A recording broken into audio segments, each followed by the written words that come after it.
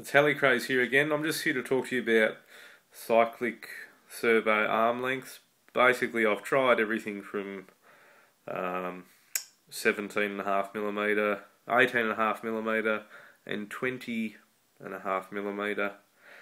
If you use the carbon Mikado servo arms, you'll probably find the middle hole 17.5mm, and you probably won't get your 14 degrees of pitch because it will the ball will actually bind on the servo case, and particularly on the elevator. And I've used 17.5 before, and I just find that I can't really get the snappy response that I like. I mean, you can try paddle sim and vivid and this and that, but I just can't get the response and the stability at the same time. So yeah, I tried 20.5mm a while ago. That's probably a little bit too much because the geometry is just it's not optimal.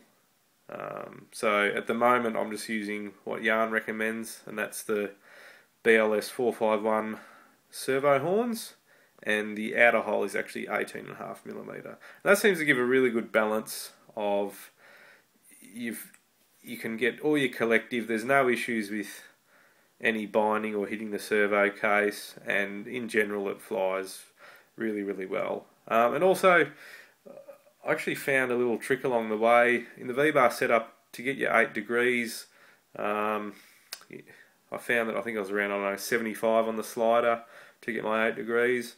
But again, it was similar to when I used 17.5mm servo horns. I just couldn't get that snap response that I wanted. I mean, I could get it if I made it vivid and used paddle sim, but then I lost this stability. So in actual fact, what I do now is I just set my slider to 100 on the cyclic in the setup page, and I find that that gives me a fantastic balance of stability and agility all at the same time. So with one single flight mode, I can do 3D smacking it around and really fast speed flights. So, but that's just my opinion.